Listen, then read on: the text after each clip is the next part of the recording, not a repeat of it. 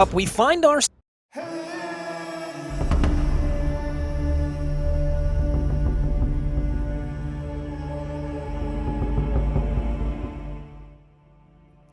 As we continue our whirlwind journey across the globe, we find ourselves here today in the rolling foothills of Alton, Virginia, a quaint little racetrack separated from the hustle and bustle of nearby Raleigh-Durham. This place has been a bit of a phoenix story over the years. Originally conceived in the 50s and then falling into disrepair, the track then made a glorious comeback in the 80s to stand at just over 3 miles long with a massive number of 17 corners and seemingly every bit of area that you can find to try to catch you off guard. VIR is one for the record books. Hello everyone and welcome to the OBS Super Cup. My name is DJ Clark, bringing you along here today around this hallowed ground in Alton, Virginia. It's going to be a very, very tricky race out there. Not a lot of room for passing, but plenty of areas to get it wrong. As you take a look here at the scenic views going up through the rising S's, passed by the local hotel and car garages that exist here at Virginia International Raceway. This track is not only scenic, it is also tricky, it is technical, it is difficult, and it is incredible to watch. The long run down the back straightaway going into roller coaster, preceded all by the run through Oak Tree. And as I am contractually obligated to do, I must say rest in peace, Oak Tree. As we now head to a live track preview.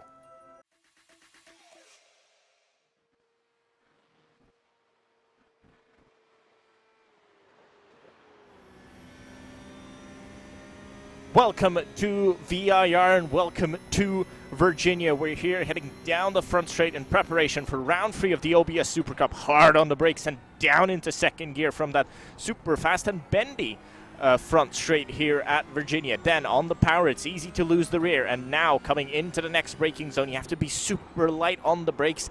Downshift into third. Keep it in third because you can use a lot of the road on the exit. Use all of it. As soon as that ends, then you're down to second gear. Get the car turned in.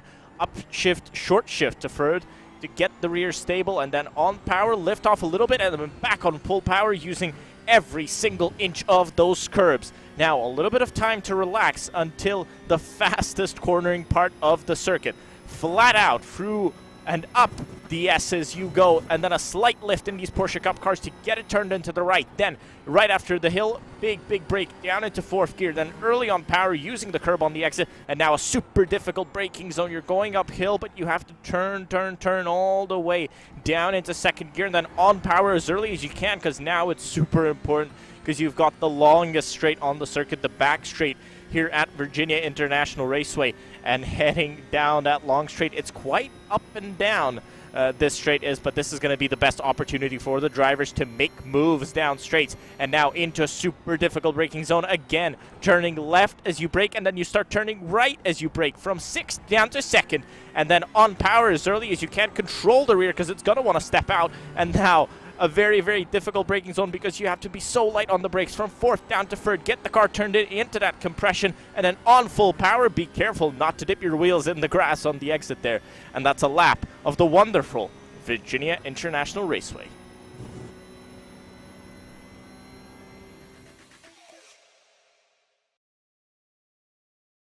And that was a look around this circuit. Let's take a look at the standings, however. Up in the pro category, it is Alexander Walton leading the way by about 18 points over Tony Rowan in there. Marius Cepas trying to hold in behind, but you can see about 30 points back, a fair way back, but in a pretty close battle there with Harold Jatautis. Philip Hammer holding on to 5th there after a couple of rough races, and then Jamansis, Peters, Bresky, and Kundalis in a very close battle there for that 8th place, as Spetkins also tries to close in, and Petrig isn't too far behind, nor is Lars Baumler. As we then move on over into the Pro-Am standings, remember 3 classes here today. It's a very close battle up at the top between Zelinskas and Maynard. Only 1 point separating those two. Razakauskas there sitting about 8-9 points back. Misha Berger not too far back either, but they find themselves in a close battle with Banik Opp as well for that 4th place position. Looking back down through the standings there, you can see just how close this Pro-Am class really and truly is, as that is going to be a battle battle to keep an eye on throughout the course of the day. We also have AM standings to check in on as well. And Scorvicious there up at the top of the standings, but I have been told by the powers that be that Ignis has been actually bumped up into the Pro-Am category starting today, so that'll change things up for sure. But still a good battle there existing farther down through the fields. Navicus holding on to P2 by about 8 points or so. Urbanus there not too far behind him. Vermilion in 75 points as well.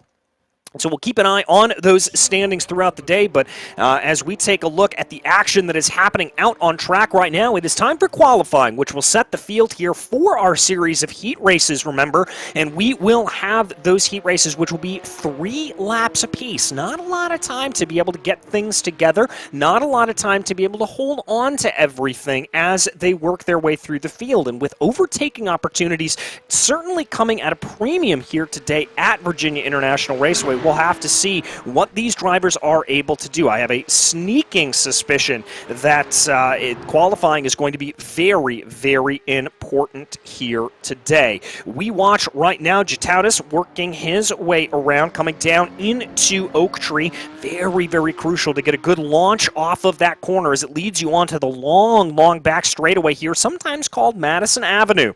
As he brings his way down, Jataudis keeping that car to the right-hand side of the track as there's a very heavy braking zone coming up here into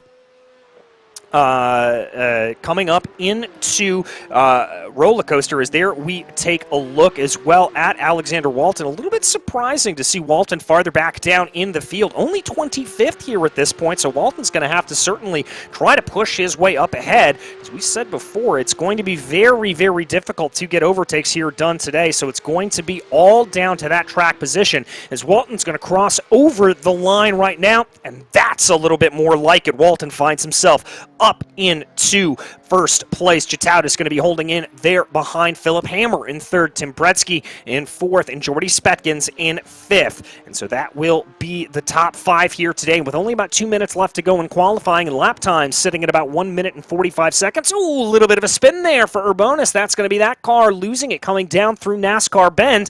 Interesting name about that corner. Actually named because NASCAR used to run here, believe it or not. A little bit hard to imagine stock cars tearing it around this Virginia International Raceway, but they did indeed, and such big names as Richard Petty had offs going down through that left-hander, hence why NASCAR Bend gets its name. We take a look right now at the newly promoted Vince Ravicius there, working his way down through Oak Tree. Remember, this driver was deemed to just be too darn good to be down in the AM category. Had to bump him up because of the absolute domination that was existing in those categories.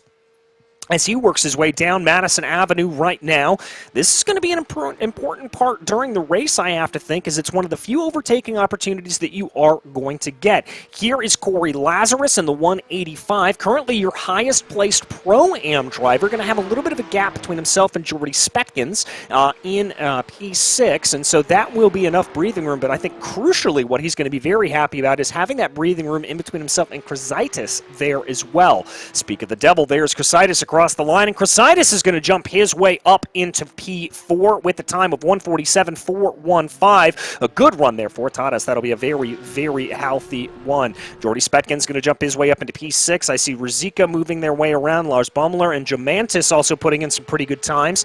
Here comes Philip Hammer in the number 60. Is there going to be a response here? Is he going to be able to move up the order at all? Doesn't look like it. Indeed, I think that lap time may have been deleted there for Hammer. With only 5 seconds left on the clock, I do believe that that could be it for the number 60, as indeed the checkered flag is going to fly here for qualifying, and that's going to lead us right on into our heats for the day. And I am getting confirmation right now that it does look like we are going to have those full 4 heats for you, so plenty of racing action to be able to take place.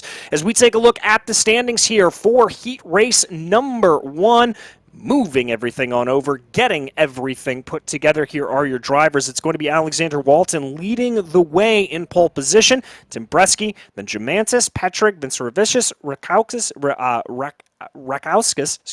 Urbanus, Jagowski, and Lamelli will be your 9-car grid here today. does look like we are going to be getting that full pace lap here for these drivers to get themselves up to speed. That's going to be a little bit crucial, but not necessarily the most crucial thing, because track temperatures right now standing at about 110, 116 degrees Fahrenheit. So those tires are going to be certainly toasty before they go.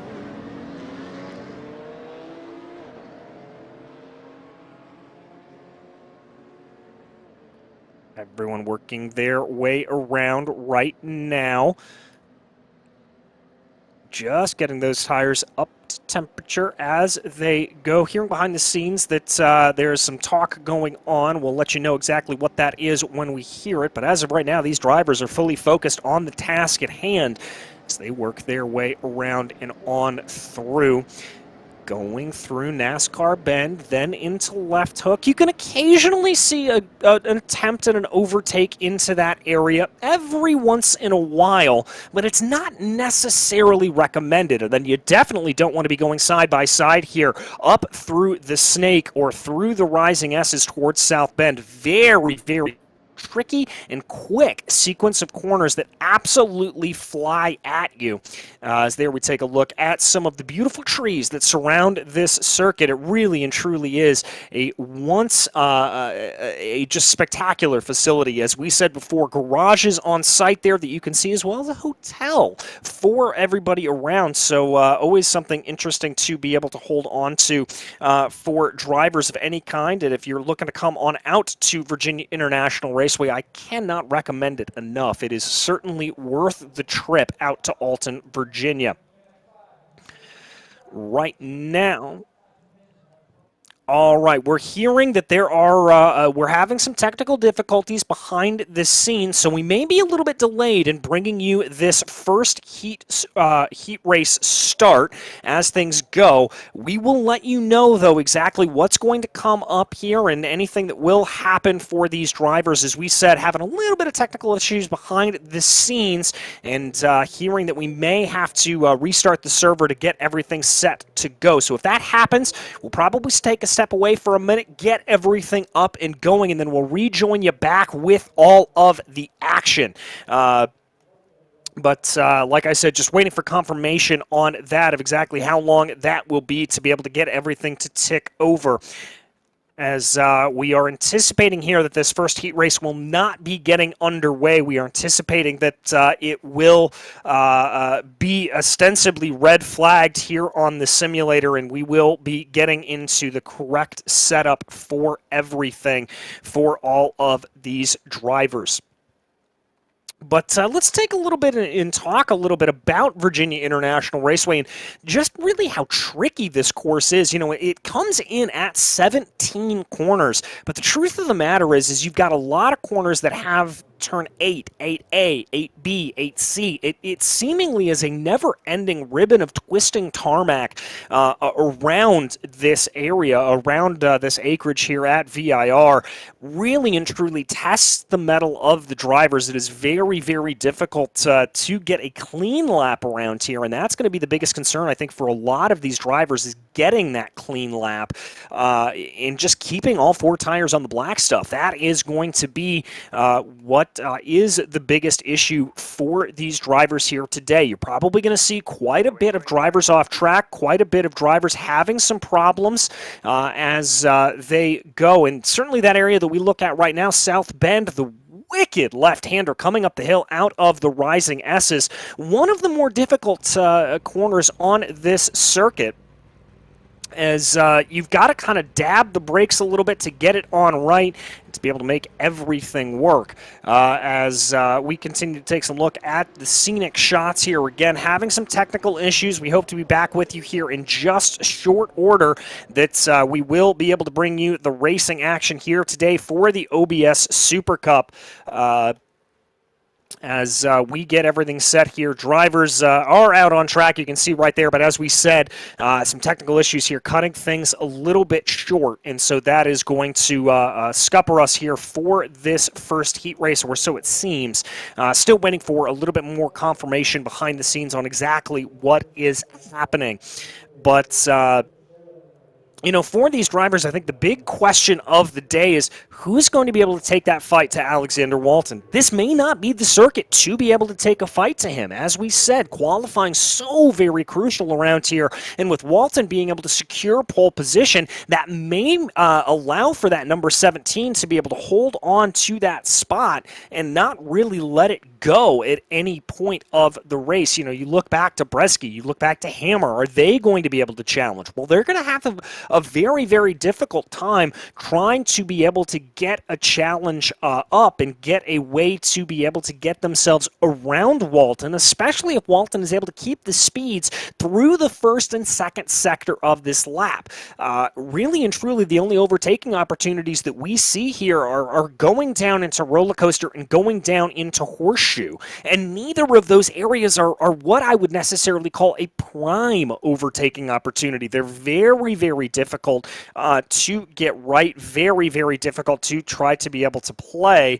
And at this point, you're going to have to see what they are able to do. And that is going to be the real challenge here for these drivers. Right now, again, if you're just joining in with us, we're having some technical issues that we're working on getting resolved as of right now. That's why you've just got these beautiful scenic shots of Virginia International Raceway, and we're not seeing any cars out on track at the moment. So as soon as we get those issues resolved, we'll be able to bring you the racing action. Again, this is going to be a heat racing format to really set the grid up for the final event here today. The heats will all be 3 laps, as will the C and B main, those 2 semifinals, and then the feature race will be 5 laps around this 3.27-mile road course in Southern Virginia. So we'll have to see what drivers are able to do. As there you see some of those drivers out on track right now taking part in this opening session. But as we said, it looks like here at this point that we are going to have to red flag the session in just a little bit, as again we've got some technical difficulties that are sneaking their way into the system, and we will have to reset everything and get everything re-gridded back up, is what it sounds like here today. I can tell you, just as sort of this preview round that we're going here, it does look like everything is pretty much going as we'd expect it to. Walton leading the way by a whopping 2 seconds up at the front of the field. Bresky and Jamantis holding in behind. Joey Petrick really not able to get the move done to move his way forward. The only driver that we're seeing has had any movement here at this point is Justin Lamelli, the American, who is up 4 positions on the day. Jazowski also up 2 positions. Rakowskis going to find himself down 2. And Servicius also looking like he is dropping out. Is now it does look like we've got multiple drivers exiting out of the session, which to me would indicate that we're getting that second session put up here any moment. And indeed, looks like I've gotten confirmation by our producers that that new session is coming up online here shortly, so that means that we should be able to bring you the racing action. Not sure at this point if we're going to requalify or if everything is just re-gridded and ready to go. Looks like here that we are going to do a complete restart. So good news, folks. You get to watch a little bit more racing action from VIR. That's going to be certainly something that I don't think anybody is going to be mad at seeing a little bit more of. And the question here now is going to be is if any of these drivers are going to be able to take that fight to Alexander Walton. Walton's already put down a pretty big marker to try to catch up on, to try to be able to get his way up forward on. My question is going to be if any of them are able to be able to challenge him and going to be able to put himself into a position here where Walton could actually feel a little bit of pressure. I think that's going to be the biggest thing here today, is just applying that pressure, applying as much as possible, and seeing if you're able to force a driver in front of you into making a mistake. That is going to be, I think, the most surefire way to be able to get a move done, to be able to make your way around, and to be able to try to see if there's a little bit of a position or two to be gained. All right, hearing now that we're going to take a quick break, so I'm going to step away from the microphone here for a moment while we get everything set up, but do not go anywhere because we will be back in short order for all of the racing action here from Virginia International Raceway.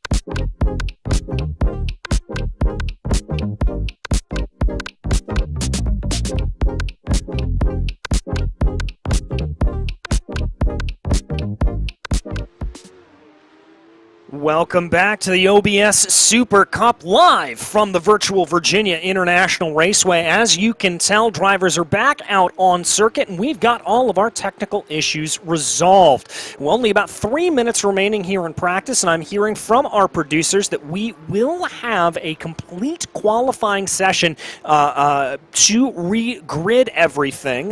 Just one of the little quirks of the iRacing system is that we do indeed need to be able to do a full reset for everything to make sure it all works and to get everything going. As right now, it looks like it is Christian Ruzicka up at the top of the charts, working his way around right now, as there is the number 63 with a time of 1:49.034, so not a bad run there for him. We'll have to see what he is able to do in the rest of the session, if anybody's going to challenge him. As with some of these practice sessions, every once in a while you do see drivers that opt to not go out there, save their stuff for the actual qualifying session. Harold Jatautis, though, is going to jump his way up to the top with a 1:58.519. Good time there from Jatautis. But with only about 2 minutes left to go here in practice, this is just going to be all about getting some of those kinks out of the system, making sure you're able to reset, because just like we have to reset the servers here and make sure that everything is working in that regard, we certainly need to get themselves around and work everything around here. Hammer's going to put in a good time there. We follow the number 56 of Jatautis as he works his way up and around. Looks like Corey Lazarus has had a little bit of a problem finding himself into the wall there in a moment. But there you can see clipping the grass as he comes through. Great camera angles there being provided by our directors and producers as they work their way up and through the hill here at this point, trying to see just those last little bit of kinks, getting them out of the system here so they are able to get themselves ready to go, and that we're going to be able to go qualifying here in just a few short minutes time. As right now, there you see Jatautis firing down Madison Avenue right now, headed towards Roller Coaster. Again, Madison Avenue is sometimes called that, sometimes called the back straightaway. Probably be interchangeable here today. Ruzicka going to jump up to the top of the charts with a 1:58.512, only 0.07 of a second better than this man, Harold Jatautis, who is going to continue to work his way around, coming through the snake right now to see if he can get a little bit of an improvement. Philip Hammer there, about 0.4 of a second off. Jordy Spetkin's going to put in a time that is going to be good enough for P4 overall, as Jatautis is going to come across the line and retake that top position here at this point. We watch Klipkis as he works his way around right now. Enriquez trying to see if that number 122 Porsche is going to have anything here for the final saying, as here is Sakalauskas bringing the 242 around for 4SR Sim Racing. Only about 8 seconds left to go on the clock, and then it will tick over to a 10-minute qualifying session. Unlimited laps for these drivers, but they will not be able to finish their hot lap. So that's going to be very, very crucial. You're not going to get unlimited bites at the apple here. You're going to have to keep going and keep retrying to be able to do it. You're not going to be able to bring in that final last lap. You've got to time it right. You cannot let anything come by the wayside. As right now, we have officially ticked over into qualifying, and that means all drivers are headed out on track to decide the grid here for this heat racing format. Again, taking this almost a little bit from rallycross, a little bit from American dirt racing, the way that this all plays out. These drivers will qualify. The qualification will then slot them into standings for these heat races, and then the heat races will determine their finishing order, and the heat races will determine how they stack up for semifinal 1 and semifinal number 2.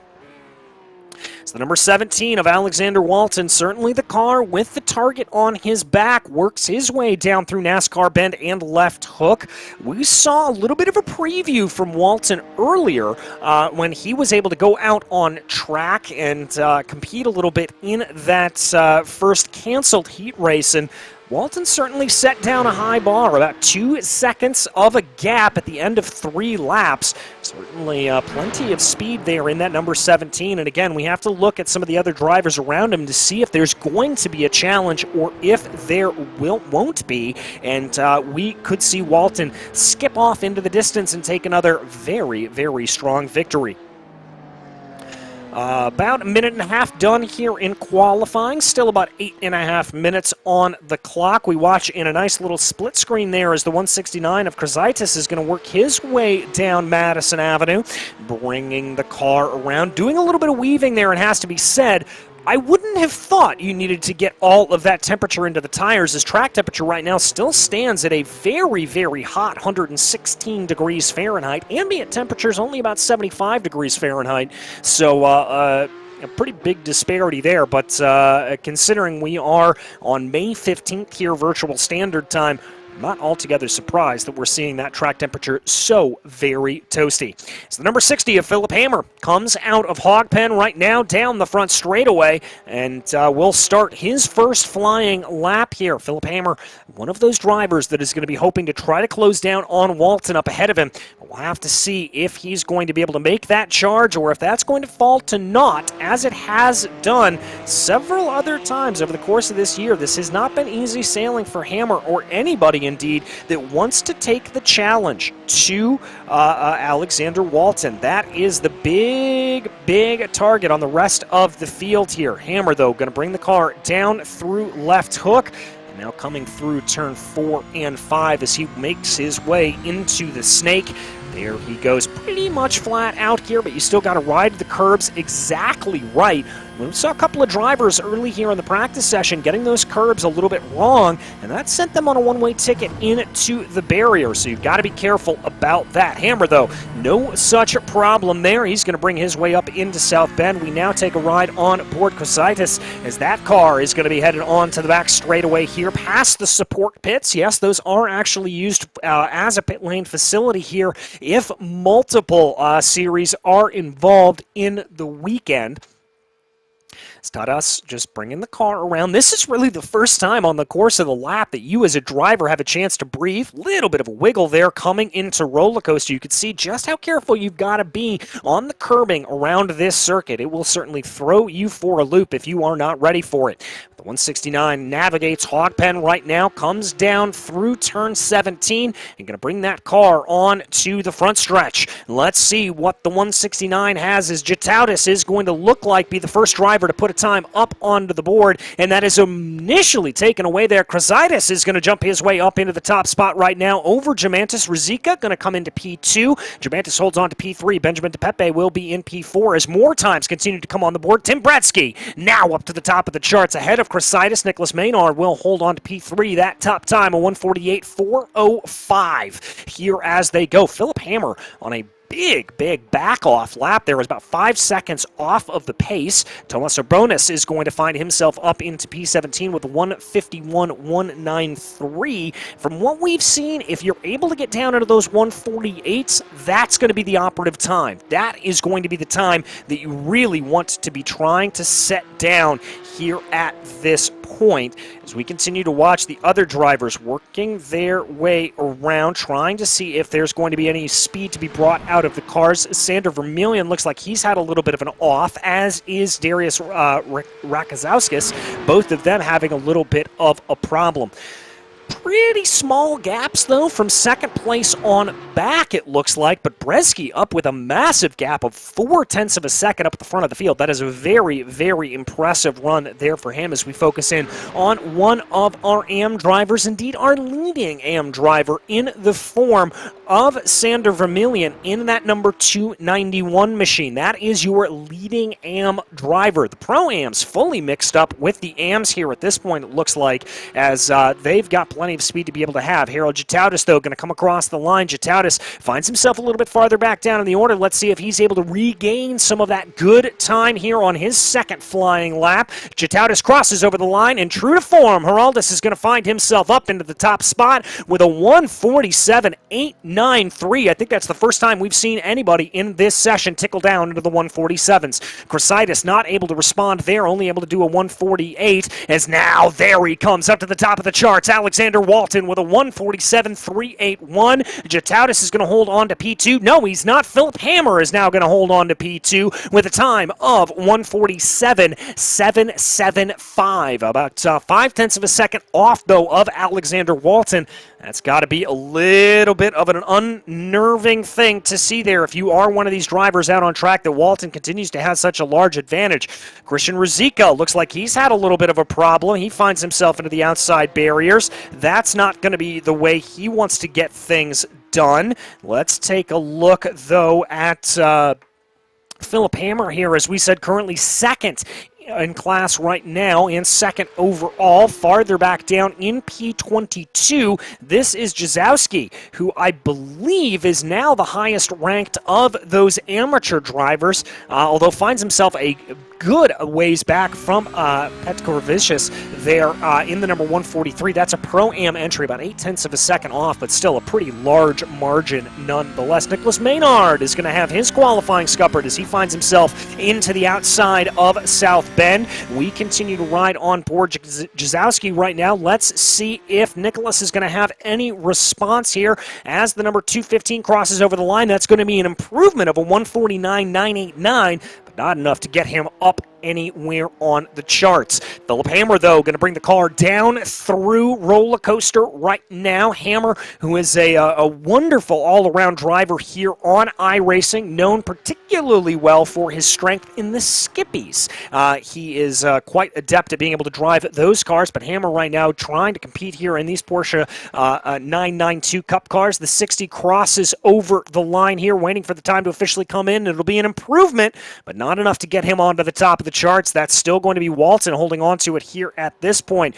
Krasitis looks like he's going to be slowing down a little bit as qualifying does come to an end. Walton, Hammer, Jatautis, your top three. And that's going to go ahead and lead us right on into our first heat race of the day. Alexander Walton will lead off in pole position. Jordy Spetkins to his outside. Row 2, it's Joey Petrig and Lars Baumler. Then it's Villius, followed by Petrovicius. Then it is Bagnanovicius, followed by Cali Bagnan. Then Mantis Barica will round out your 9-car grid here today. Question on all of these drivers' minds, well, it's got to be the same thing that we have been talking about since the drop of the green flag at the beginning of this season.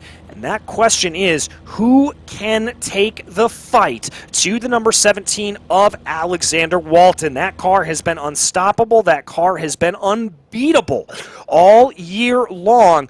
So we are going to have to see what he is able to do here today. That's Spetkins lined up there. You can see as we wait here for Lars Baumler, Cali, and Mantis Barica to be able to get their way onto the grid here. Again, we will have standing starts for our 4 heat races, and standing starts as well for the semifinal and for the 5-lap final here at Virginia International Raceway. We wait here again for those 3 drivers. Callie now finds her way out onto the grid. All right, so that means we're only waiting for Baumler and Barica here at this point. They do have about 30 more seconds until they need to get on the grid or face a pit lane start here. Not sure if either of them have been penalized with a pit lane start or if they are just waiting and maybe getting themselves set as there's Baumler goes onto the grid. Barica now the only one that we wait for on the back of the grid here itself. 10 seconds left before we see those lights start to come on for this first of 4 heat races. Walton, Spetkins, Petrig, and Baumler, your leading 4. As there it is, the lights start to come on. Barica will be starting in pit lane as the lights start to rise up. Engines begin to harmonize, and there goes the green.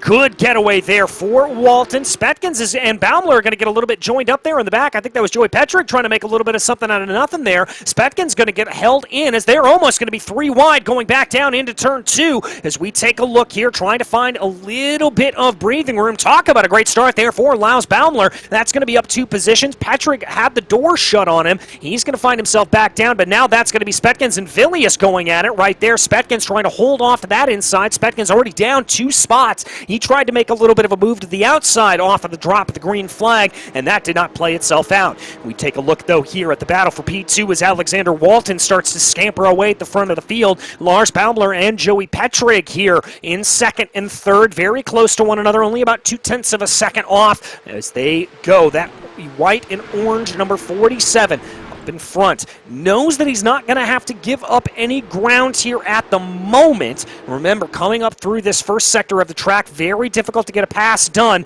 but it does look like that Bagnarovicius has had a problem farther back down in the field. We'll have to let you know exactly what happened to Andreas there as There you see everybody powering their way onto Madison Avenue. Petrig continuing to try to put some pressure here to the back of Baumler as that red machine looms large in his rear view mirror. Petrig exactly where he started. He's going to fade. Look down to the inside here. Baumler is just going to have to be later on the binders, but he's going to shut the door going down into roller coaster. Is Baumler going to be able to make sure that that car is woed up underneath him? Yes, it is. We're going to take a look back at the 240 here. This is what happened to Andreas, and that is going to be a simple off coming up through South Bend. Talked about how difficult that corner was earlier on in the broadcast, and it definitely is proving that. There is one lap down, 2 to go here from VIR in Heat A, as it looks like Petrig continues to try to put pressure onto the back of Lars Baumler. Less than a car length in between the two. There's going to be a little bit of a look to the outside for Joey Petrig. That's not going to play itself out. He's going to try to look the long way around through Horseshoe, but that double apex right-hander not really going to play itself out, and now he's got to be a little bit more worried as Jordy Spetkins is starting to loom large in the background. We ride on board in the picture-in-picture with Joey Petrig right now as the cars power their way through left hook. Again, this gap in this final podium positions here very, very close as they go. It does look like Walton is starting to really be able to extend his advantage up to about 1.5 seconds up at the front of the field here at this point. So that's going to be smooth sailing there for him. Let's see, though, if we're going to see anything firing off. Baumler able to get a good run there through the Rising S's and now through South Bend. He's going to be able to extend that gap over Joey Petrig to about 0.5 of a second. That's exactly what he wants. And now Petrig is going to have to be looking behind at Spetkins to see if there's going to be a run there. We also take a look a little bit farther back down in the field. That is Callie Badgett and Penskravicius there, as that's going to be a good battle. A little bit interesting, an interclass battle, as Callie is, of course, a AM driver, and Linus is a Pro-Am driver. Callie playing the defensive card, though, immediately moving off to the inside. They are not letting that car take any of those positions. And Callie's going to be able to hold the line coming down into roller coaster for the penultimate time, but you've got to watch out there for Linnaeus behind him. That could be a little bit of a run. Looks like Baumler is starting to breathe a little bit easier in P2. Spetkins falling a little bit behind Joey Petrig as the white flag flies here for Alexander Walton, setting the fastest lap of the race as he goes, and that's immediately actually going to be taken away by Lars Baumler. Baumler able to sit down to 148.438 as they work their way now down through Horseshoe for the final time here. Waiting and watching and waiting for any of these moments to fire off right now. Little bit of a wiggle there for Lars Baumler. Maybe ran a little bit wide on the exit of NASCAR Bend, and there you can see Petrig already starting to threaten a little bit as they work their way up into the snake. This is where the detriment of this inability to pass is. We've almost got a little bit of a pass here from Linus trying to be able to see if he's able to get anything to go. Penskravich just trying to see if he can get anything. And Callie here trying to see what she is able to do. Callie in that red machine looks like she's able to hold it off here at this point. And that red and black 266, a very valiant effort here from Callie, actually up 2 positions from the drop of the green flag. Oh, but look at that run for Joey Petrig coming onto the back straightaway. That gap coming down under about a car length here, about 0.2 of a second as they run. It's going to be now or never time for Joey Petrig if he wants to be able to make this move. Is he going to be close enough to try to send it down into roller coaster? He's going to look to the inside. Here he comes. It's a battle of the late breakers. We've already seen Baumler shut the door, but this time Petrig is not to be denied, tries to keep his elbows in it, and that red number 97 is not going to be able to get it done, as that is going to be Baumler able to hold off here. Does Spetkins have anything to respond with coming down through Horseshoe? I don't think so. Alexander Walton, though, 3.5 seconds up at the front of the field, will cross over the line to do as he has done so many times previously this season, and he will take victory in heat race number 1. Lars Baumler will come across the line in P2. Then it's Petrig and Spetkins, your top 4. Vilius, Callie Badgett, Linus Petrovicius, Bagnovicius, and Barika, your 9 cars there. A little bit of a jumbling up in the Pro-Am and the Am category. Always love to see that, a little bit of that coming together.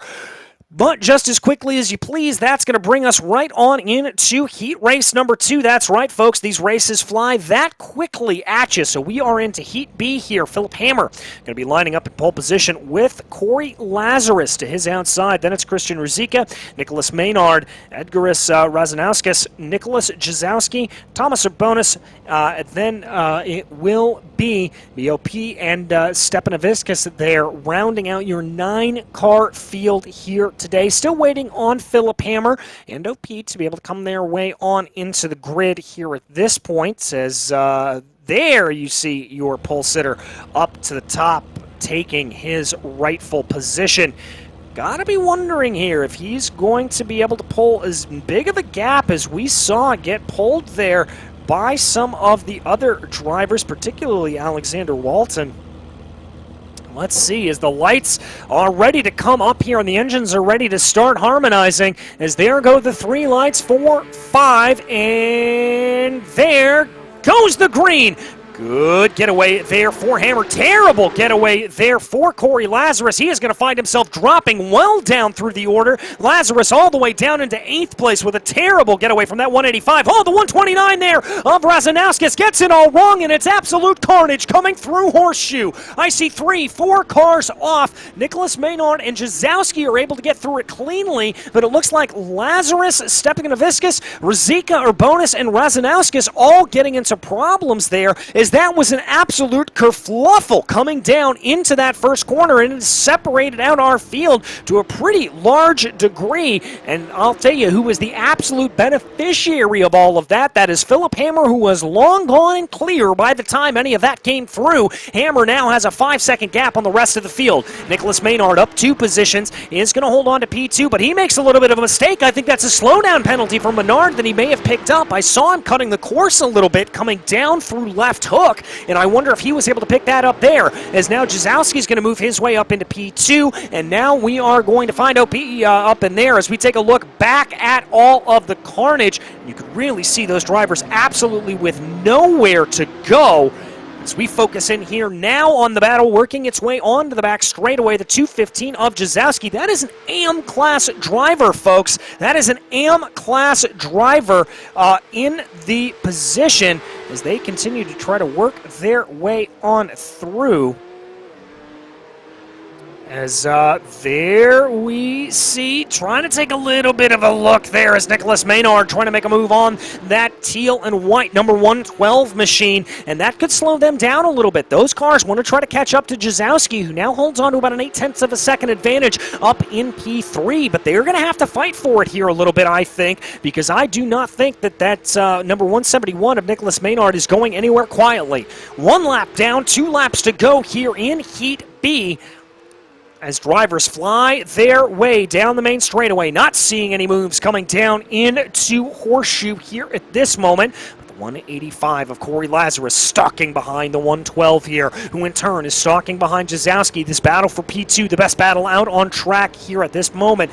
And let's not discount that 112. Remember, they started in pit lane and were able to avoid the carnage as a result of all of this. And that really coming back to play in their favor here at this point as we ride on board. Oh, that's an off for Maynard. Maynard has a big off coming up through the snake, and that's going to drop Maynard all the way down into 6th place. Those little mistakes that I talked about, just those little bits of going offline right there, that is exactly what I was worried about from some of these drivers.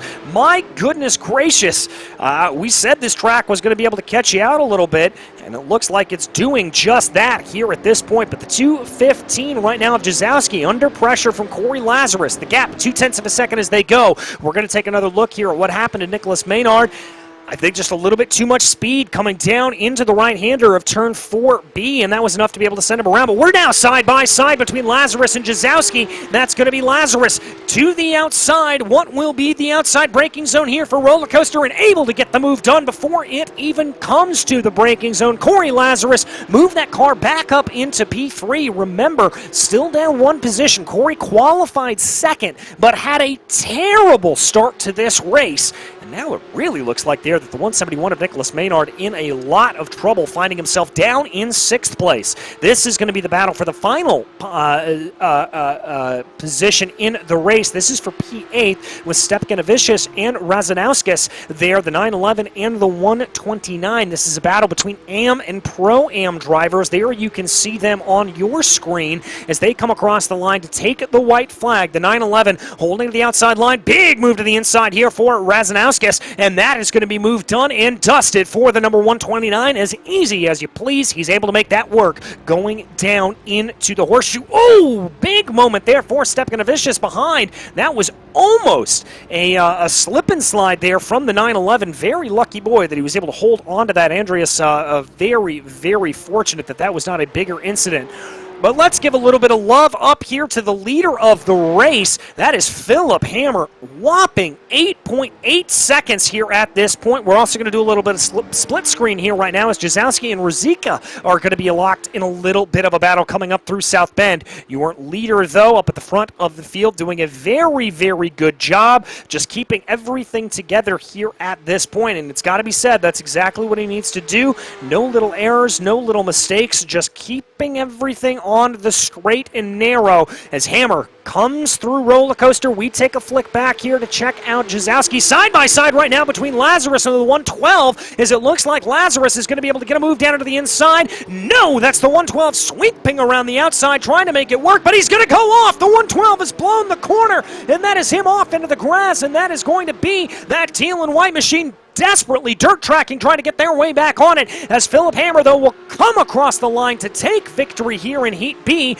Corey Lazarus going to be able to comfortably, I think, hold on to that second place position. Jazowski and Ruzicka rounding out your top 4 with Nicholas Maynard in 5th. It looks like the 112 will be able to recover and get themselves back out onto the track, but not without some pretty hefty damage there to the side of the car. And they'll come home in 6th, or bonus in 7th. Let's take another look at this. Now keep an eye on that teal and white machine. Just too much speed coming up into roller coaster. I think a little bit over to the right there as well. May have caught the grass ever so slightly, and that was just enough to be able to have that incident take place.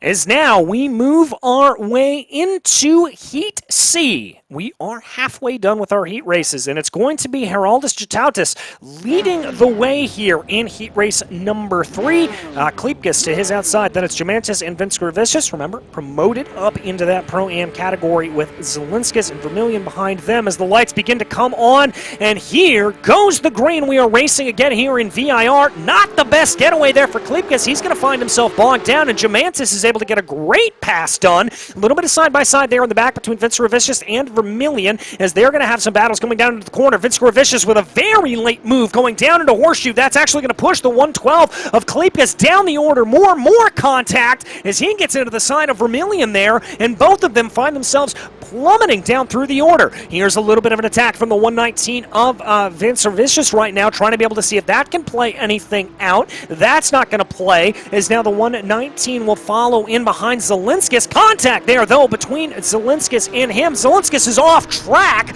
and now that is going to be him off and barely keeping it out of those tire barriers. A terrible start to the race here for a couple of drivers.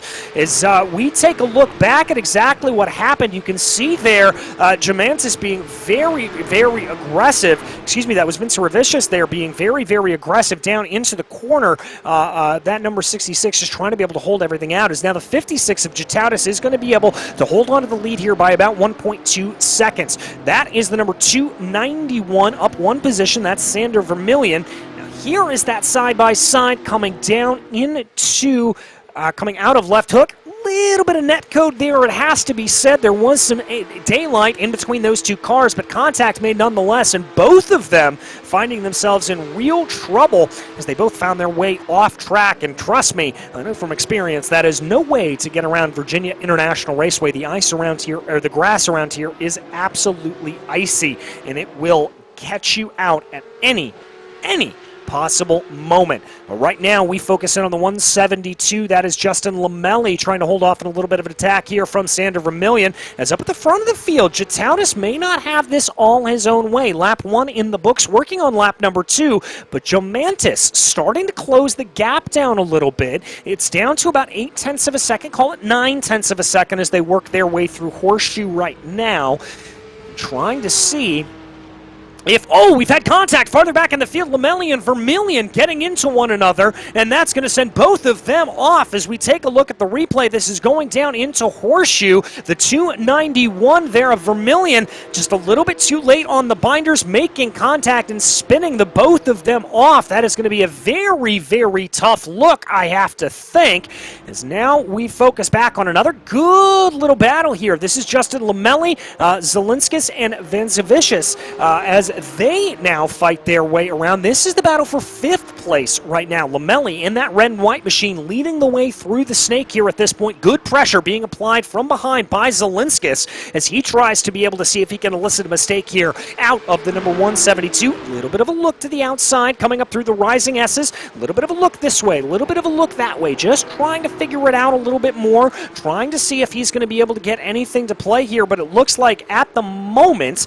that that number 172 of Lamelli is going to be able to keep everything at bay. Good to see there. Don't want to see him running into any problems, but the pressure cooker is what we have to keep talking about. That is where all of the incidents have happened. And don't look now, but if these three start to scrap it out a little bit, Sander Vermillion's only about 2 seconds behind them, and I've got to think Vermillion, we know that that number 291 has pace, although that car does look to be a little bit damaged here at this point. So may just have a little bit of a problem there.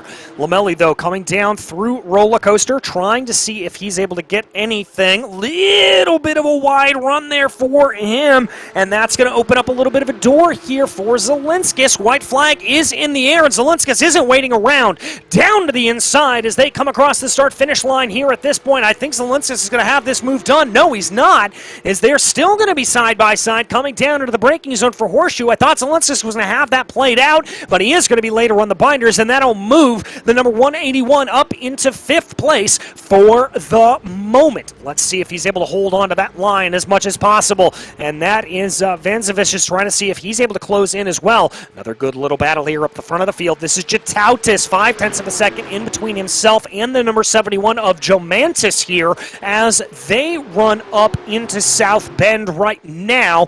I'd be a little bit worried here if I was Heraldus Jatautis. A lot of pressure coming from behind. He needs to make sure he's able to absolutely nail the exit here out of Oak Tree. Gets onto the loud pedal.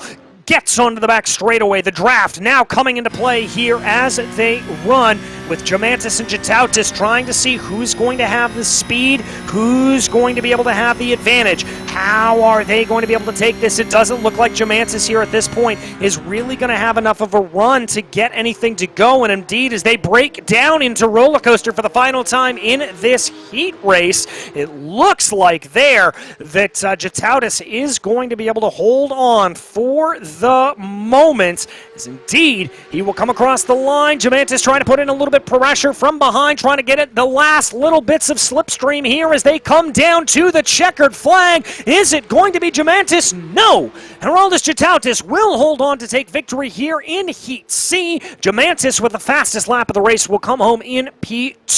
Vanzavicius in P3 following his promotion. That'll feel pretty good there for him as we focus back down on the American, Justin Lamelli, who did have a good day. Qualified dead last on this grid. He finds himself up 2 positions right now, so I've got to think that Lamelli will be feeling pretty good. As now here comes Valdez in the number 119 to cross over the line as well, and that's going to wrap up things for Heat Race C. As now we move into the final heat race of the day, Heat 4, Heat D, as it is going to be Tadas Kruzaitis in pole position, Tim Bresky to his outside, Arturas Kundalis, and Benjamin DePepe. Then it's Thorsten Seifert, Naviscus, Sakalauskas, and Rakowskis. Your 8-car grid. Only 8 cars here in this one as the lights begin to rise up, and we get ready to go racing for our final heat race of the day. 5 lights are on, 5 lights are off. There they go. Very good start there from Arturas Kundalis, as it looks like he's going to be able to try a little bit of pressure here to Tim Bresky. Bresky's got other things to think about. He's going to try to go around the outside there, not able to do it, and that's your leader. That is Chrysaitis off, coming down into the horseshoe for the first time, and this has completely thrown the race wide open. Tadas Chrysaitis with a big problem, just misjudging his speed, coming down into the first corner. My goodness gracious. As there you can see him just getting it wrong, and we've got a proper battle on our hands here for the top position as Kundalis finds himself under pressure from Bresky and Seifert. Sakalauskas there not too far behind as well. Navikas and Rakauskas trying to be able to close in as we've got side by side between Bresky and Kundalis. That's going to be Bresky trying to sweep through, coming through the rising S as he clips onto the grass and somehow keeps that car pointed the right way. My goodness gracious, what a move for Tim Bresky. Bresky going to be able to hold on to that position as they go into Oak Tree right now. We check a little bit farther back in the field. That is Rakauskas with Navikas there behind him, trying to see if there's going to be anything to play. Again, a Pro-Am versus Am battle as they work their way by the support pits. Trying to see what they're able to do. Watch this on board from Kundalis. You can just see the absolute commitment there from Tim Bresky. He knew he wanted to make that move. He knew he had the speed, and Tim Bresky was not sitting around and waiting. He wanted to make that move, and that's the kind of aggression that you have got to see here if you want to be winning one of these heat races. This is the number 169. That's Tadas Chrysaitis on your screen. Remember, he had that off. That was your pole sitter, and he had the off coming down into the horseshoe on the opening lap. But that has opened up the door here for Tim Bresky to be able to try to pull away at the front of the field. And it looks like that the gaps are now expanding up and down through the field as Kundalis tries to be able to hold into the back of Bresky. Has to be said, Bresky didn't have the best run there coming through the horseshoe. He certainly had to keep things together a little bit, and he lost a little bit of time. Down to about 0.5 of a second as the car wiggles violently and a little bit dangerously coming out of NASCAR Bend. That's going to be all signs here to Arturas Kundalis that he is going to see some chinks in the armor. He is going to see an opportunity to be able to get an attack done.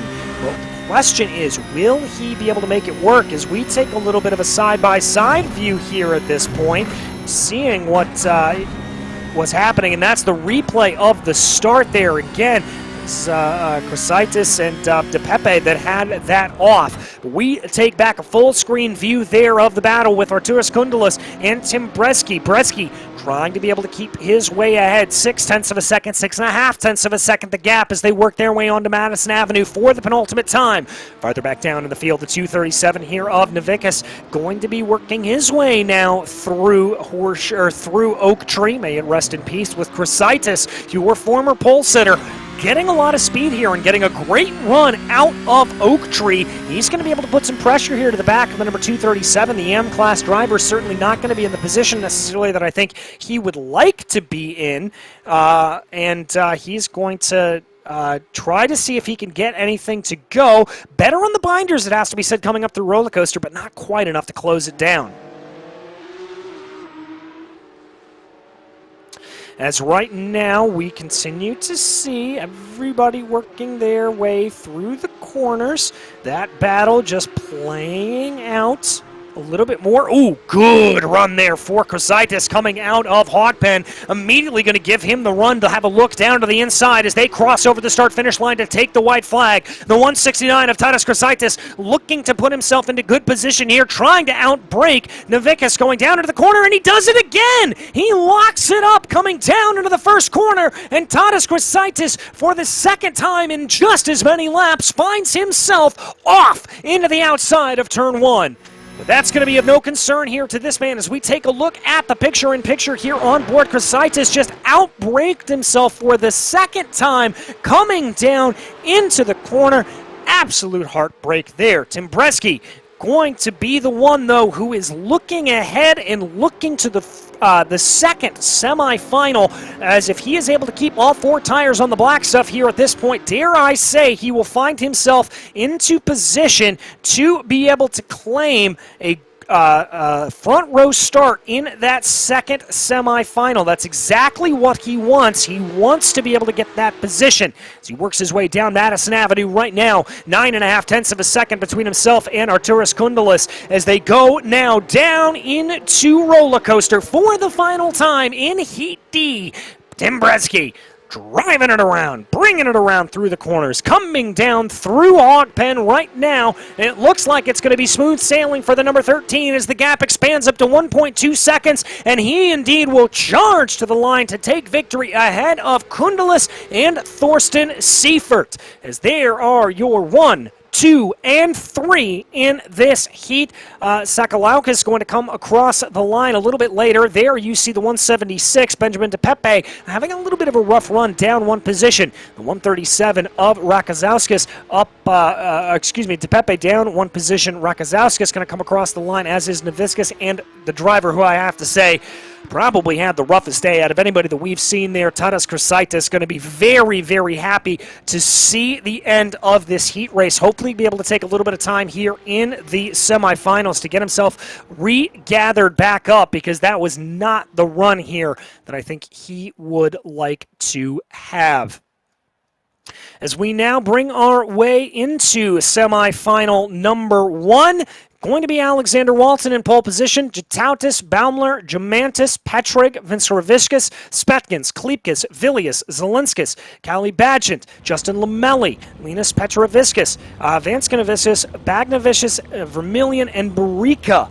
Your 17-car grid. That's right, folks. It's a big grid out here, and you've already seen some of the calamity that can take place if you are not careful. I've got to think that adding a few extra cars onto the grid here is not going to help anybody go. We could see a little bit more problem here as the lights are ready to come on here at this point.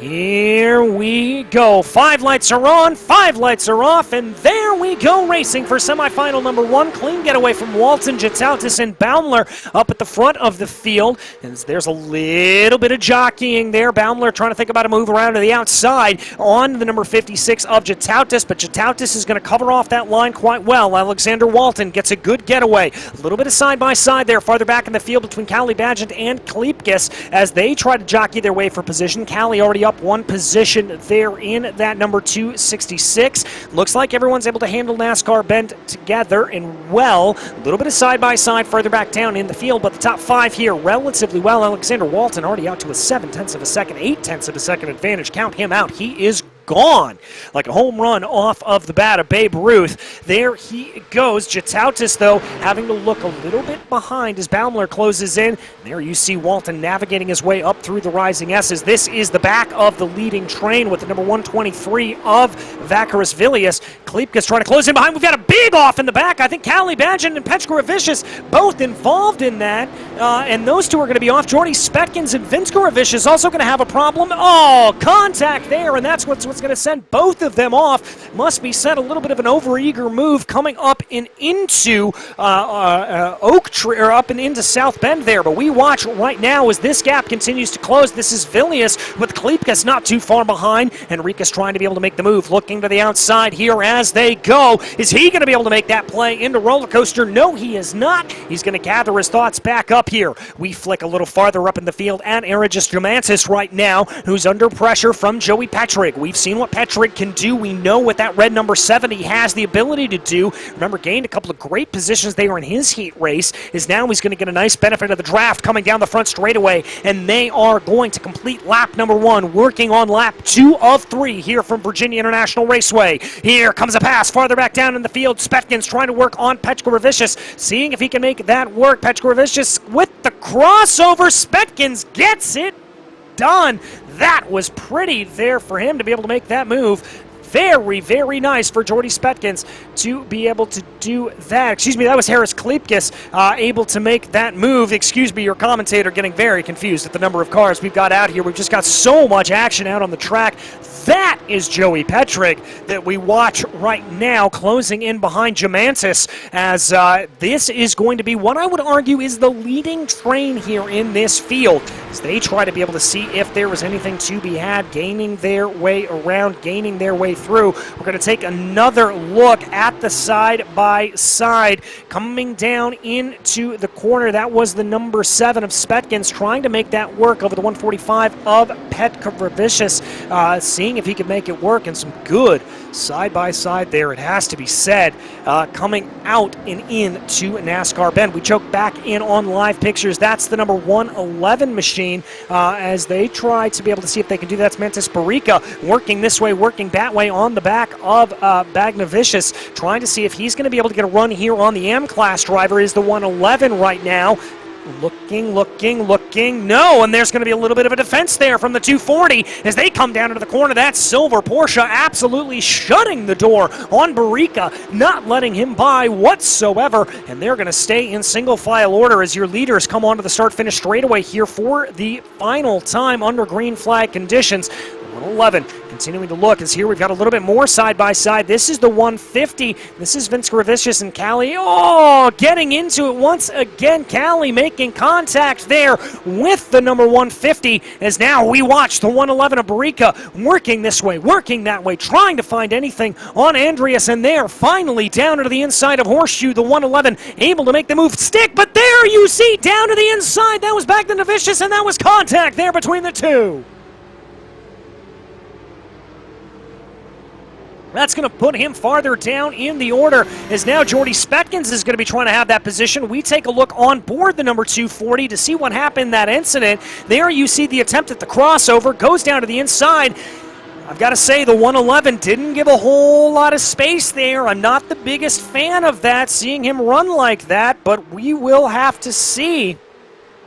As there we focus in on the number 47 machine as he tries to get his way around Lars Baumler, trying to see if he's able to get anything right now.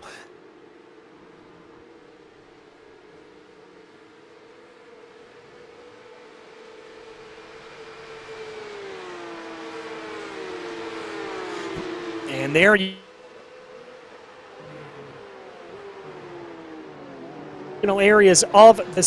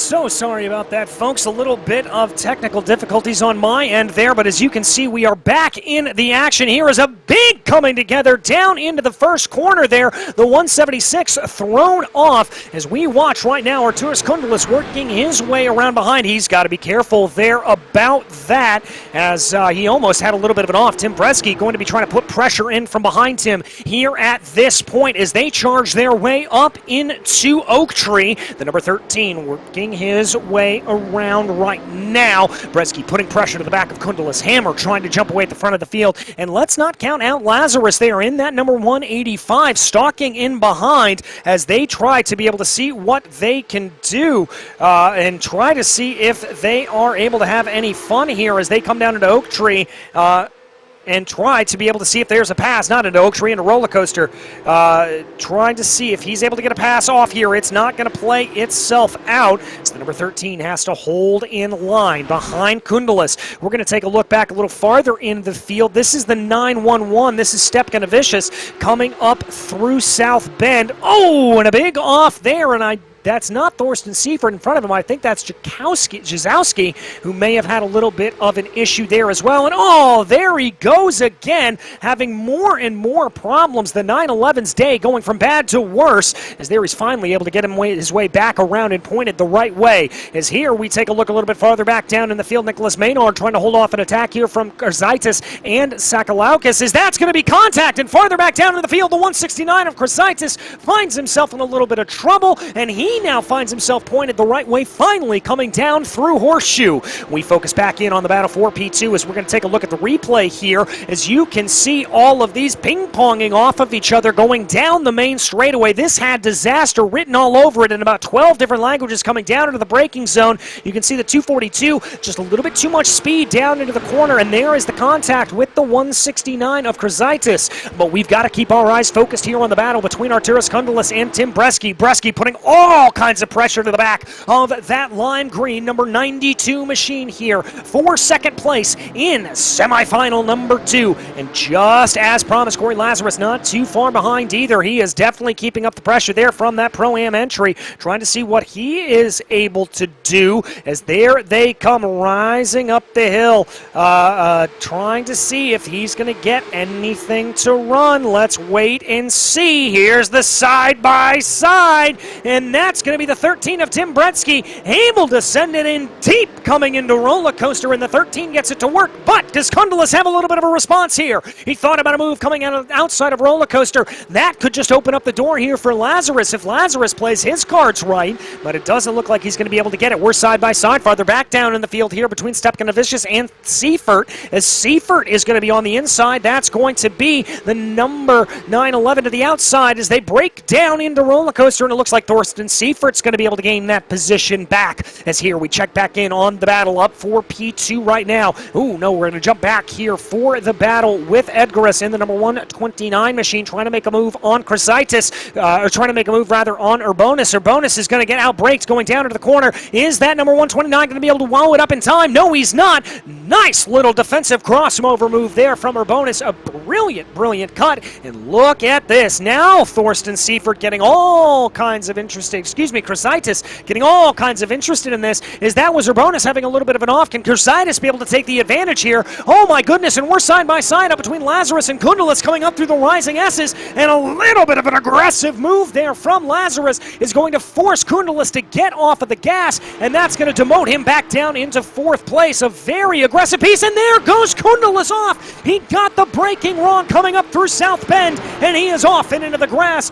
But look at this. Here's Krzaitis trying to make a move on Razanowskis, trying to see if he's able to get anything to play, as Kundelis is finally going to be able to get that car gathered up back up underneath him, but he'll wind up in 10th place as, oh no, the 169 of Krzaitis gets it wrong coming through Oak Tree, carried a little bit too much speed, and that's going to bring him around. This is the battle now, though, between Rakowskis and Maynard, as they're going to fight their way coming up into Oak Tree, or up into Roller Coaster. There you can see Philip Hammer, though, leading the way, number 171.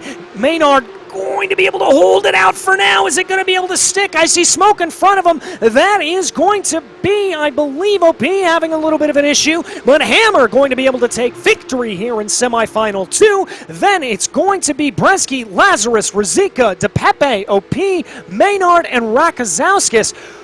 Ooh, that was a little bit of a chaotic semifinal number 2 as we take a look a little farther back down in the field. Oh, and that's what happened there to the 112 machine of OP. You can see him there just getting everything wrong and just touching a little bit of that grass, and that's enough to send him around.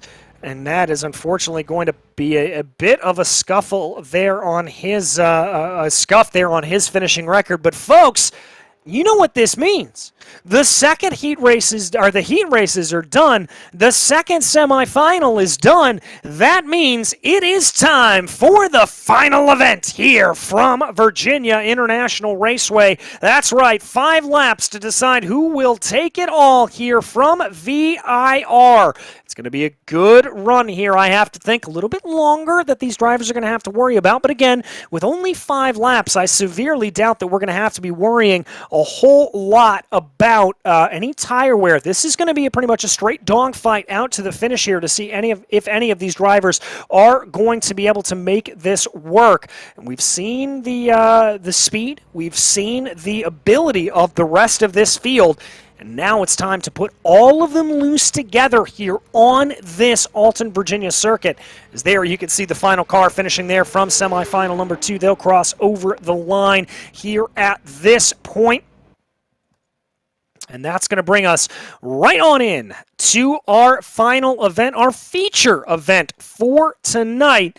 As there you can see, it's going to be that front row that we have got to watch out for. Walton and Hammer. That is going to be the 1-2, the mano-a-mano battle that we are all going to want to keep an eye on here. Who is going to be able to walk away with the top prize? Who is going to be able to walk away with the best points haul here today? Who is going to be able to do it? Let's not also count out Jatautis or Bresky. They're behind in 3rd and 4th. They certainly showed a lot of speed in the last couple of rounds and in those last few abilities to get their way around.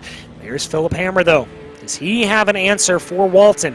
We've only got 2 more lights to wait to find out as all the lights are on and all the lights are off. We're racing here from VIR. That's about as perfect of a getaway as Walton could ask for. Cars off in the background. I think that was Bagman Vicious that we saw absolutely losing it. One car very slow off of the get-go. Jatautis is going to be able to slot into P3. A little bit of an attack there from Bresky. Looks like the top 6 or so are going to be in single file order and continue on the same way they went in, as it looks like the first driver to gain a couple of positions is going to be the 112. We take a look back at the 92. Oh, there you see Kundalis was that car that was involved in that opening lap scuffle, and that's what sent him out and into the outside.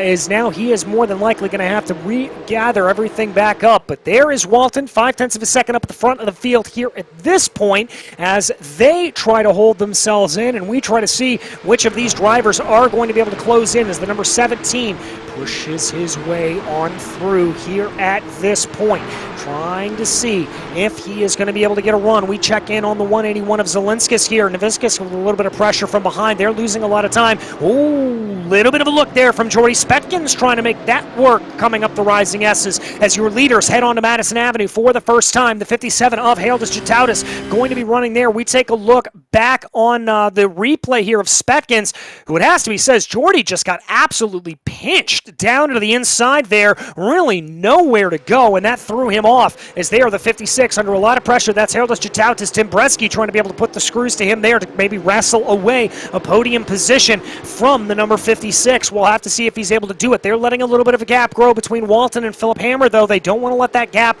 grow too much here in these stages.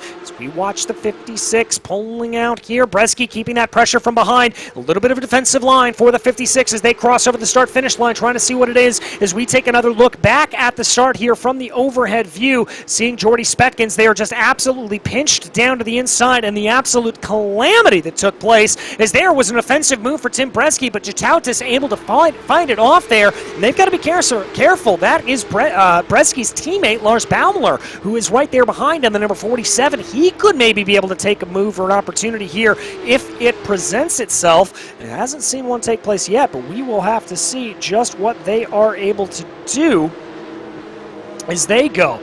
There's Bresky. Pressure from behind. Lazarus also putting a good race together here at this point in that number 185 machine. He is going to try to be able to get their way up ahead.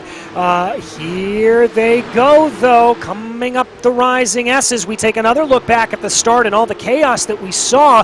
The number 71 getting tipped around there. That is, of course, Jamantis, who got tipped and sent out into the outside barriers. Great work from our directing team to be able to show us all of those replays there to give us an idea of exactly how this all shook itself out. Here's the 233 or bonus trying to make a move on Barica, sending it the long way around Oak Tree. He's going to be able to carry some more momentum, but he's going to lose out there as that's Thorsten Seifert saying, no, excuse me, that's the 145 coming up behind. I think that may be a lapped car. Not sure who that is. No, that's Petrovicius there, able to make that room to play. Now comes Seifert. Now there's the block coming down into roller coaster. Elbows out racing here for these drivers. They are not letting anything to chance here. It's the 145 of Petrovicius is definitely holding on as much as he can and wants to try to keep in close behind Barica up ahead of him, but I got to say that that's closing in as now Thorsten Seifert is going to be the one trying to put the advantage here on that blue and yellow machine. I think Vermillion's had a problem coming around Hogpen as we're seeing that 291 fall down through the order here at this point.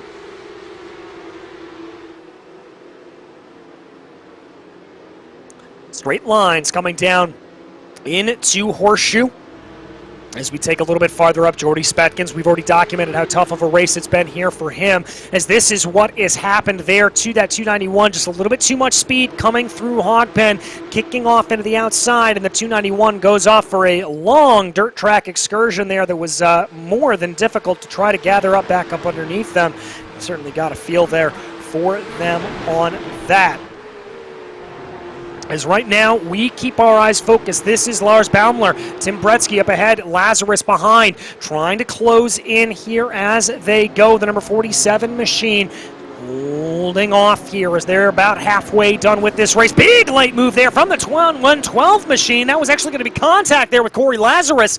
I've got to say, that was a little bit suspect there. I think that was a little bit of a late move. And now look at this. Joey Petrick going to be able to try to take advantage there of a bad run from the 112, looking down to the inside of Roller Coaster as they fly down Madison Avenue, waiting to see if he's going to be able to get that move. No, Petrick's going to stay in line. Doesn't like the opportunity that has presented itself there to him, and he's going to stay in line. Farther back down in the field, Vince Kravicius here going a little bit side by side with Krasaitis. They've got to be careful. That's Thorsten Seifert right up ahead of them. You can't outbrake yourself too much coming down to the corner. Oh, that's the 169 of Krasaitis going for a 2-for-1, trying to get by Seifert as well. Seifert having none of it, though. He's going to try to continue pushing that car around, but Seifert has to give up the ghost, and now Vince Kravicius is going to be able to take the opportunity. Seifert loses 2 positions in the space of 1 corner.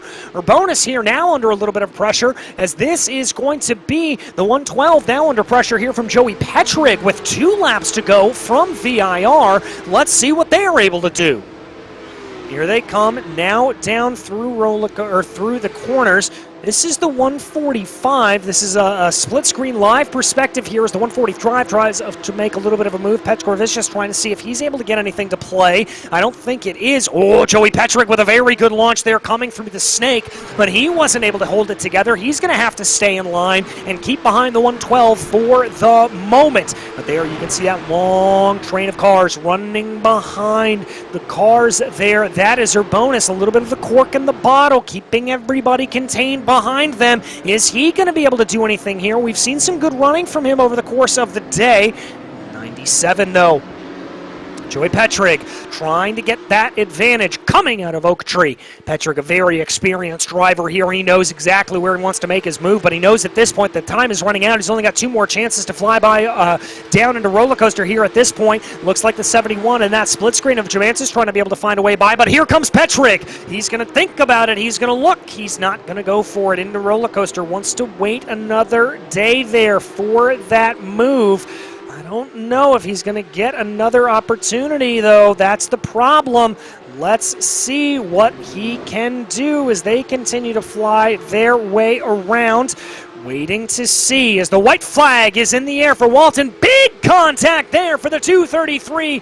Big to the 223 of Tomas Urbonis. Oh my goodness gracious, that car is all kinds of damaged. We take a look back here at the 145, under pressure right now from Thorsten Seifert, trying to be able to make a play on Cali up in front of him, that 266 machine, but I think they've got to look a little bit closer from behind, as here comes Thorsten Seifert side by side up between the 112 and Petrig, and there's contact coming in a NASCAR bend. Both cars put out by it. They're going to find themselves off and into the grass as we focus back in on this very fierce battle farther back down in the pack. Let's take a look at that replay, though, as that is the two of them. And is this going to be another case of a pinch coming down in a NASCAR bend? Big wiggle there out of the 112. Looks like just a little bit of a miscommunication there. Both drivers going for the same piece of real estate. But I'll tell you what, Cali Badgett there is under a lot of pressure here from Linus here, and Tadas Kuzaitis not too close behind. But here comes the play. This is the lead. Alexander Walton leading ahead of Philip Hammer. The gap 0.5 of a second. Let's see if Hammer's got a trick up his sleeve to prevent any attack here from Alexander Walton. Meanwhile, farther back in the field, you can see that battle continuing to rage for about 13th position is Cali Badgett's going to maybe lose a position out here to Petrovicius, as he's going to really chuck that car around the long way. Contact there between himself and Cali, and both cars off into the grass. Oh no, and that's going to set up a battle here between Thorsten Seifert and Krizaitis. Walton is going to do what Walton does best and take victory here from VIR over Philip Hammer, as we're going to be 3 wide there. Contact. Oh, it's a huge coming together calamity for the drivers back down in 15th place as they all find themselves into the tire barriers coming up and into roller coaster. Looks like there that the 145 is going to be able to escape relatively uncleanly because they were not a part of that. As there we take a look at the overhead, you can just see the ping pong effect that takes place here. All 4 drivers taken out. It is the last thing that you want to see happen, going down into a corner like that. But what a run here today. What a race for this man. Alexander Walton taking victory once again. The 17 takes its rightful place up at the top step of the podium, holding off an attack at the end there from Philip Hammer. Harold Jutautis just didn't have anything to respond with and finds himself in third. Bresky and Baumler will round out your top 5 as we wait for the last couple of drivers to finish here at this point. Again, a lot of damage here in today's race. You hope next time out, when we do get going, that will be May 8th, same time at 1800 GMT. That will be from Barcelona. You've got to hope that we're going to see a little bit of less carnage there, because we saw a whole lot of it here today, and that is not the thing you want to see if you are a racing fan. It was a very, very tough going for all of these drivers who found themselves in the wrong way, facing the wrong way, but it was a great day here for Alexander Walton, that driver of the number 17, just doing what he does best for SimCity Esports. Absolutely dominant, and the question has got to be now turning to, at this point, can he pitch a perfect season? Can he take this out to the very end? We will have to wait and find out. We've got a couple of rounds left to go here at this point, but it certainly could be a possibility for that number 17 machine. Is there the 185, Corey Lazarus, the New Zealander, the Kiwi, able to take victory in the Pro-Am category, holding off an attack from Enriquez Klipkas there. A very good run for the 185. He'll be feeling very, very happy about that. And what about Naviscus? They're in in the 237. Able to take victory in the AM category, and that is no small feat here to be able to do that, as it certainly was a very challenging day. As there you see the photo op between Alexander Walton and Philip Hammer.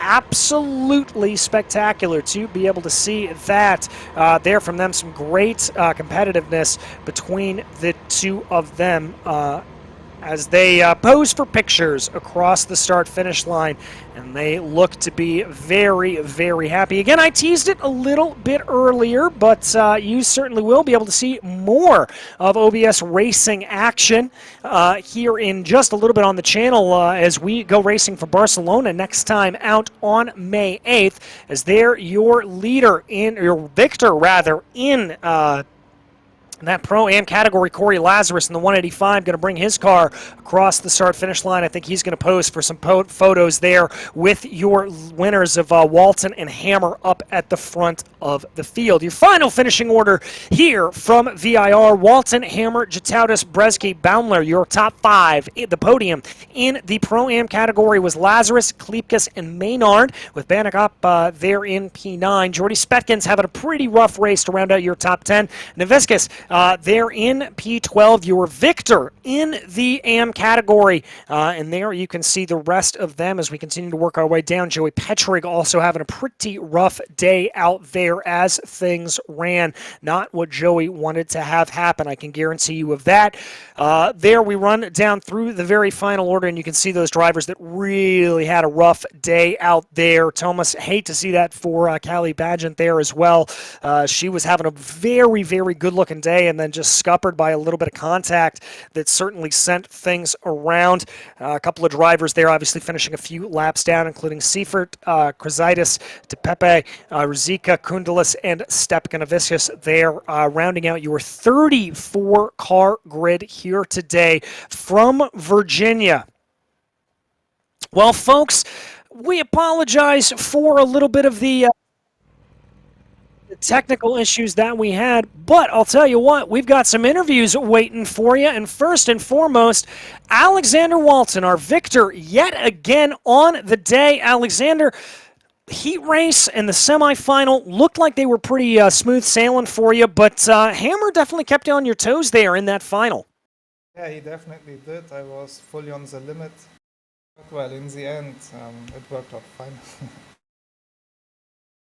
It certainly did. And I'm curious, you know, VIR is one of those tracks that a lot of people talk about. You have to race the track before you can race your competitors. Did you change your preparation for today's race because of the difficulty of this track, or was it pretty much business as usual for you? Well, I kind of prepare the same every week. Now in the race, yes, I didn't look much in the mirror. I focused on keeping it clean, staying on the tarmac, and yeah.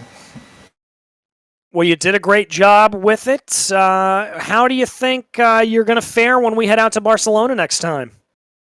I hope as well as today. I suppose Tony and Vince will be back, so it will be a tough race for the win. But looking forward to it. Well, we're looking forward to it as well. Alexander, thank you so much for joining us, and congratulations yet again. Thank you. All right, that was Alexander Walton, your victor here today. We've also been able to catch up with our Pro-Am victor, Mr. Corey Lazarus. And Corey, it looked like today was really more of a case about just survival than being able to race fast. Good morning, guys. Can you hear me okay? Hear you loud and clear, Corey. Yeah, I've just got to talk quietly. I'll wake up my whole household. It's pretty early over here in Australia. But yeah, you're right, mate. It was about survival. And it was a nice early qualify for us over here. And the racing was pretty hard. So yeah, it was really about just keeping it on track. And we almost blew it in the first heat. So I was very lucky to finish where we did. Well, as we look ahead to Barcelona and indeed the rest of the schedule, are you taking an approach at race by race, or are you looking a little bit bigger and trying to focus in on some championships? Well, it has to be every race by race. I think if I start looking too far ahead, that's when things start to creep into the back of my mind. So yeah, definitely race by race and just try and put my best foot forward. Well, it certainly looks like you're putting your best foot forward here at this point, Corey. Congratulations on the Pro-Am victory, and we'll see you in 2 weeks in Barcelona. Great for me, guys. All right, thank you so much. That was Corey Lazarus, your victor here from the Pro-Am category. And folks, with those interviews concluded and the racing action done out on the track, it's about time for all of us to say goodbye here from OBS Motorsports. But as I said, have no fear. We'll be back in 2 weeks' time as we head on over to Barcelona and head on to the Circuit de Catalunya. That is going to be a fantastic battle here for this heat racing format. But on behalf of today, on behalf of the entire OBS Motorsports crew, as well as myself, DJ Clark, thank you so much for joining us here for the OBS Motorsports Super Cup Virginia. And until we see you on the track, thanks for watching.